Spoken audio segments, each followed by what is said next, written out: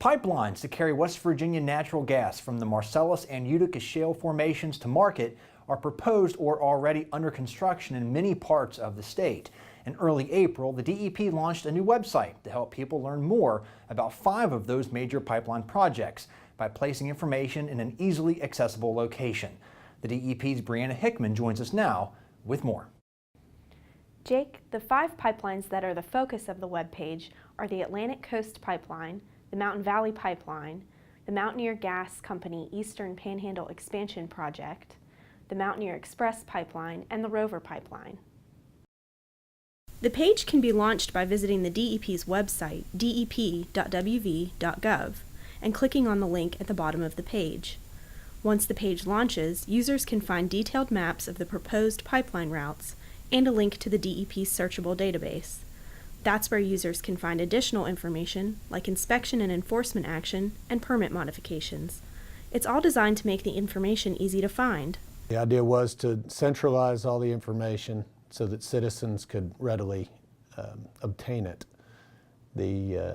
Our systems are complex and multifaceted and kind of hard to navigate, so we thought we'd ease that up just a little bit.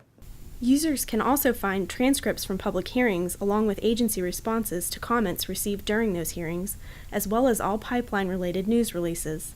So far, it's the mapping feature that's getting the most attention. The mapping feature makes it more real.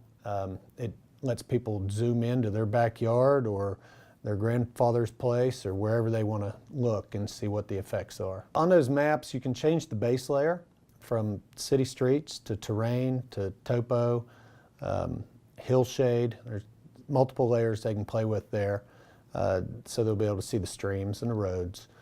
And then the pipeline permits have the pipeline center line, the right-of-way, the auxiliary workspaces, and access roads.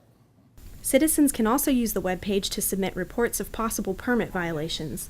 The DEP is working with environmental groups to help that process, recently meeting with representatives to give an overview of how the site works. The Office of the Environmental Advocate has always worked with citizens, watershed groups, and other concerned entities. West Virginia Rivers and Trout Unlimited got together to create a pipeline monitoring team. They asked for our input. They've had some training through our Division of Water and Waste Management on how to assess streams and what to look for. And then they've always had an interface with the Office of the Environmental Advocate to help bounce thoughts off of us, to field complaints, to give them advice on how permits are working, maybe what stage they're in. They have trained over 300 people to go out and monitor pipeline construction. And the impact of all those extra sets of eyes? It's huge. Our environmental enforcement group is excited to have that many people out there that have at least some level of training on what a violation may or may not be and what to look for in the streams, how to take a photograph that will assist our folks in finding that location, a lot of those folks have GPSs, so they're going to get us really accurate locations. We've seen an uptick in those complaints already. As construction has started, we expect that it will continue to get busier. Jake, so far the feedback has been positive. In the first week after the page went live, it had well over 1,000 hits. Organizers say they expect to update the page probably once a week as new applications or modifications to permits occur. For Environment Matters, I'm Brianna Hickman. Thank you, Brianna. You can find the pipeline information webpage on our website, dep.wv.gov. There's a direct link at the bottom of our homepage.